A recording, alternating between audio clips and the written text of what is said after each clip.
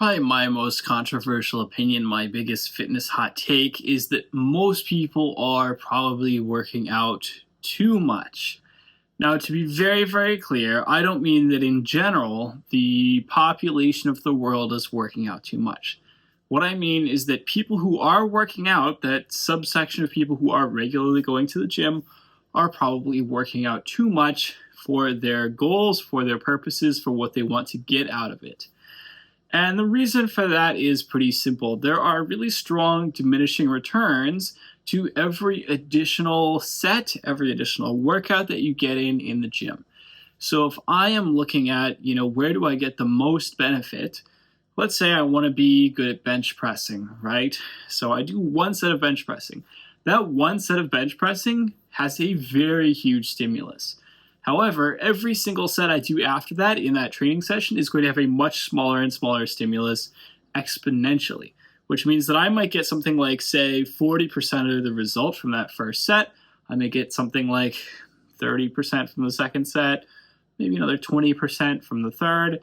And then after that, we're quickly talking diminishing returns, single-digit percentage points or less for additional sets.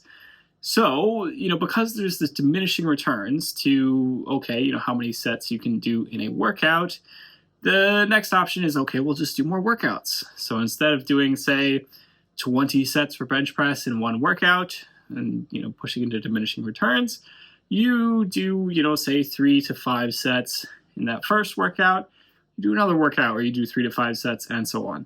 At this point, however, things become a little bit muddy because we have to also factor in things like recovery. So when we're factoring in recovery, it takes about 2 or 3 days to fully recover from a solid, tough workout. And so in the meantime, you probably don't want to be training too hard. You don't want to be, training bench hard again because chances are you're not fully recovered. So at that point, basically that limits you to, the number of workouts, effective workouts that you can get in per week being something like 2 or maybe 3. And again, you could keep pushing it. You could keep trying to do more and more workouts. You could keep trying to do more and more sets. But the diminishing returns, again, mean that you're going to be seeing single-digit percentage points, maybe even fractions of a percentage point for additional work. So it very rapidly becomes something that is not very efficient, not a very good return on your time. Yes, you can continue to get bigger and stronger by continuing to do more sets of the bench press, but the return is not as big. And of course, it also is slightly different depending on what your goals are. If you're talking about strength, diminishing returns set in very quickly in really just the first few sets per week, you can maximize your strength, training for strength. If you're talking about training for size, obviously the limit is much higher. You can really push it for much higher volumes, and you can really, do a practically infinite amount of work. Again, there will still be diminishing returns for that work, and it will fall off pretty dramatically. And because of that, what that means is that most people can get most of the benefits of working out with not very much work. This is a fact that a lot of people know. This is a fact that we talk about. This is pretty well known in terms of, just the science. It's something that comes up like regularly, right? So back in the day, we had the concept of high intensity training, which was a sort of bodybuilding type of training that really emphasized, hey, just do one super difficult set and that's it. This is something that was repopularized in 2010 with Tim Ferriss and his book, The 4-Hour Body, which basically was built around the premise that you only really need to work out about 4 hours per month in total. Which is funny because a lot of people would say that you've got to be training at minimum more than that on a weekly basis. It's a popular idea, right? Because everyone loves the idea that you don't have to spend a lot of time in the gym. However, a lot of these past movements have kind of gotten it wrong in the sense that they've used, in some cases, shoddy science or just sort of dogma to claim that you're actually getting better results by training less. So, the idea being that you can get bigger and stronger just by training very, very little and training very, very hard. And of course, if you're not getting bigger or stronger from following their training principles, then they argue then you're not trying hard enough. You didn't want it hard enough, whatever, which is always a slippery slope. Whenever you bring in, hey, maybe you didn't want it hard enough, then that's like the easiest excuse ever to, cop out for why your methods don't work. Because if anyone else says, hey, your methods don't work for me, all you have to say is, oh, you're not trying hard enough. Great, boom, done, move on, right? Which is a very disingenuous kind of answer. And what we have seen in the research is that the research has shown that they're wrong, right? You don't actually get bigger and stronger from training less. But again, what you do get is you can get most of the strength, most of the size with a very, very small amount of the effort. If you can get, say, 80% as strong, 80% as big as some, big jacked guy, trains 6 days a week, whatever, by just training a couple times a week, and you're not somebody who wants to be super athletic, you don't want to be super big, you don't want to be super jacked, wouldn't you just do that? The answer is yes, of course you would. A lot of people would. A lot of people are not really interested in, being the biggest, most jacked, strongest person in the world. And so what I think is that a lot of people train a lot more than they should, or train a lot more than they have to, because they think they need to. There is so much dogma out there about, the fitness culture in general is very, grind it out, spend all day in the gym, if you're not bleeding, it's not worth it, grind until you die, whatever, right? That's the whole mentality of the fitness industry in general. And it does so many people a disservice because it convinces them that if you want to, not just say look like the next Mr. Olympia, but even look decently muscular for, sort of your goals, you have to train like Mr. Olympia, which is not true. And so a lot of people I see are, just like absolute beginners asking advanced expert level questions. Which is to say, like, you get a guy that comes in and they're like, oh, like, I've heard that I need to worry about this and that and this other thing and blah, blah, blah. And it's like, none of that stuff matters. None of that stuff matters to you. What matters is that you need to get into the gym. You need to be going to the gym regularly a few times a week. You need to be doing the right kinds of thing when you're in the gym. You need to be pushing it hard. And you need to just be ignoring all this BS that you read online, because all that's going to do is distract you and make it harder for you to actually follow through. And that is really the crux of the issue, is that I think a lot of people would be better off if they just followed through on one workout a week, 2 workouts a week, regularly, doing good, high-quality work, than the average person who goes into the gym 4, 5, 6 days a week. They think they have to. They're doing a high volume of garbage work. They're not getting the results that they want. They don't really know how to train for the goals that they want. They're mixing and matching different methods in ways that don't make fundamental sense. And then they're getting no results. And they're feeling like, well, I should be getting results because I'm working so hard. I'm doing so much stuff. Even though, again, it's not necessarily about the hard work. It's not about how much stuff you're doing. It's about doing the right kinds of work. It's about doing the right combination of things. And if you focus on that right combination of things, again, you don't need that much training. We have the studies on this that have shown, basically, they took a crap ton of people, not super athletic people. They put them through like 2 workouts a week, short, like half-hour long workouts. And, they basically just did 1 or 2 sets for every single muscle group.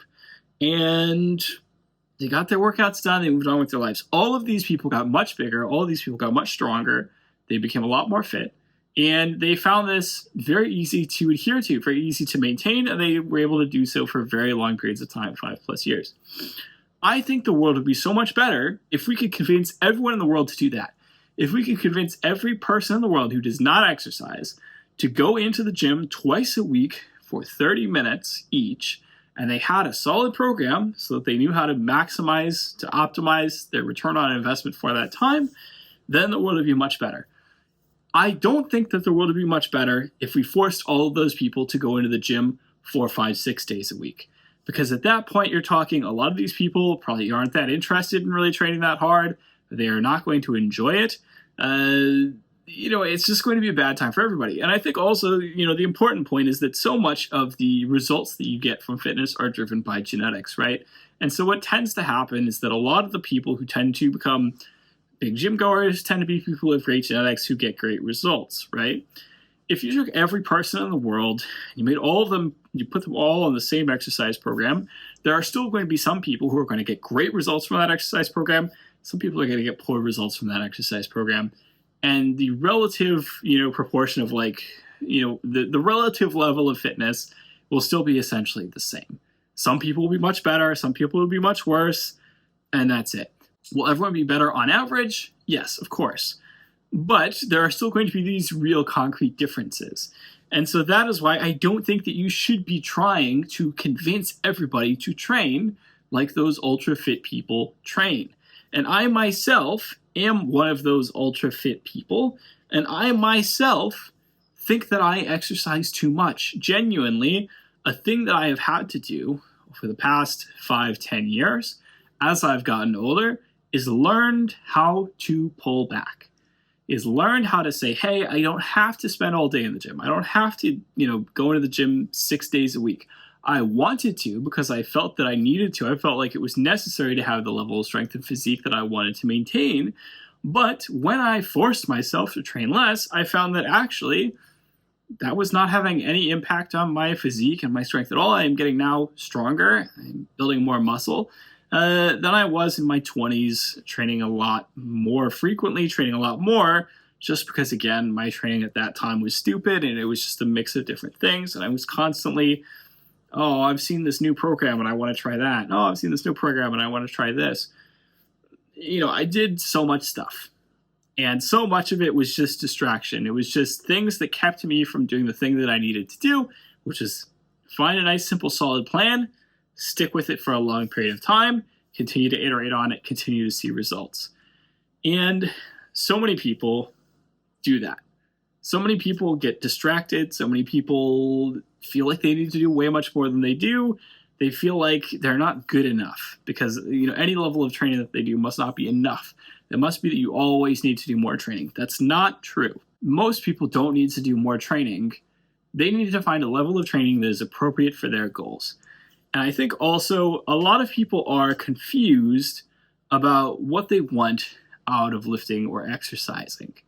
A lot of people go into the gym, and functionally, they are not people who will ever have competitive goals. The average teen guy who goes into the gym is not going to have the genetics, he's not going to have the willpower or desire to follow through and become an elite level powerlifter or elite level bodybuilder or something like that, right?